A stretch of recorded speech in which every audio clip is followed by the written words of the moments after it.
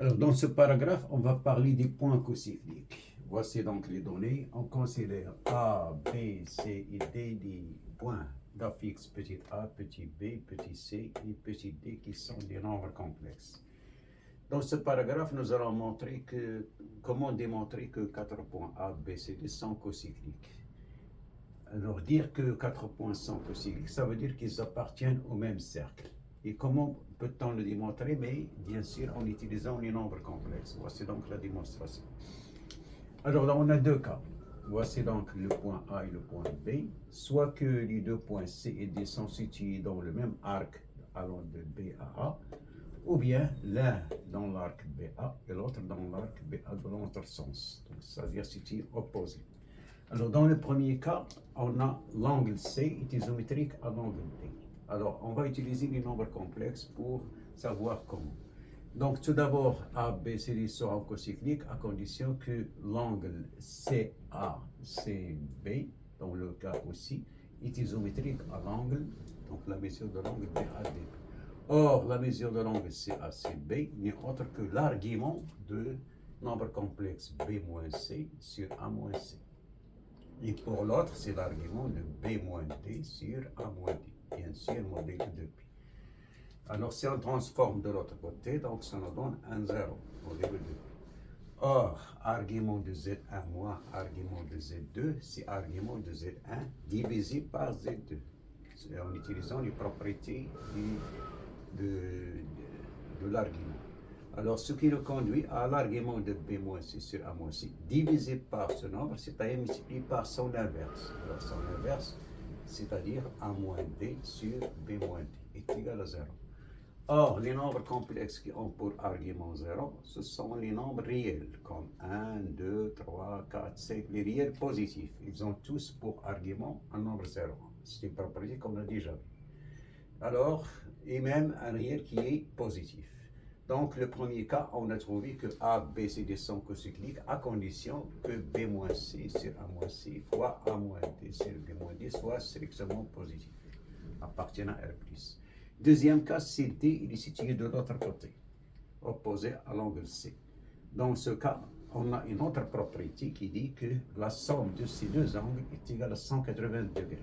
Donc ça, c'est une propriété qui a été déjà vue au premier cycle.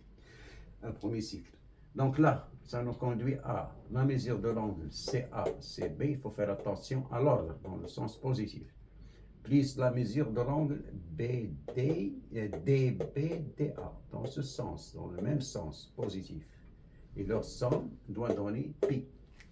Et donc, même démonstration, presque même démonstration. Donc là, c'est l'argument B-C sur A-C plus l'argument A-D sur B-D est égal à B. Et en utilisant les propriétés de l'argument de Z1 plus l'argument de Z2, on sait que c'est l'argument du premier fois le deuxième est égal à P.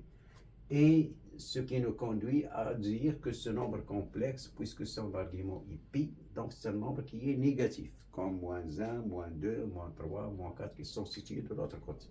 Tous, ils ont pour argument pi. Conclusion, les 4 points sont cocycliques, à condition que trouver que c'est le même nombre inférieur à 0. Donc, dans le premier cas, il est supérieur à 0. Dans le deuxième cas, il est inférieur à 0.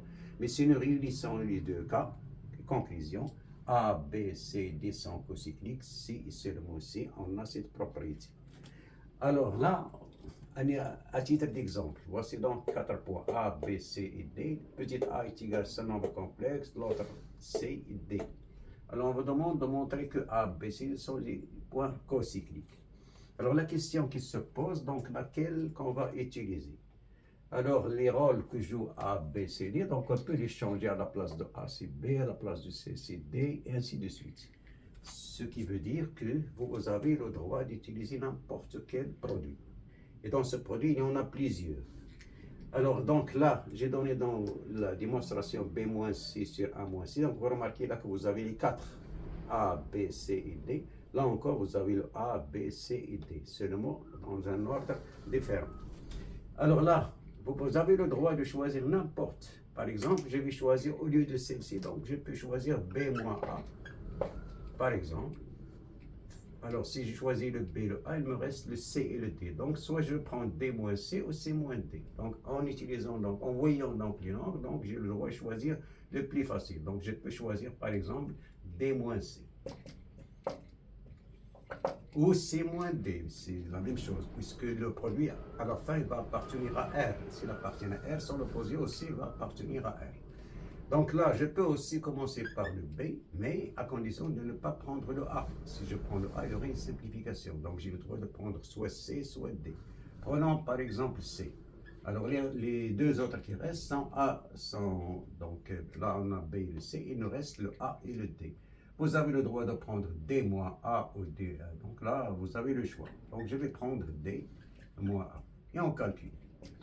Alors rapidement, si nous calculons B moins A, c'est 1 moins 1, c'est un 0. Donc il me reste moins I.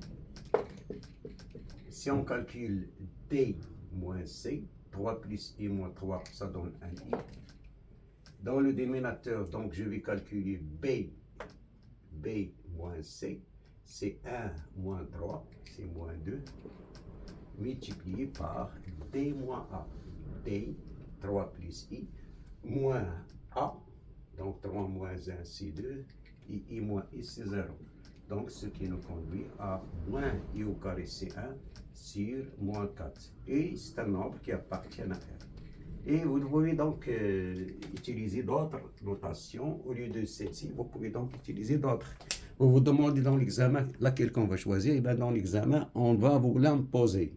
C'est-à-dire, on va vous demander soit l'une, soit l'autre, montrer qu'il est égal à ceci et cela. Et à partir de ça, on va vous demander de en déduire que les points A, B, C et D sont cocycliques. Voilà donc pour montrer que 4 points sont cocycliques.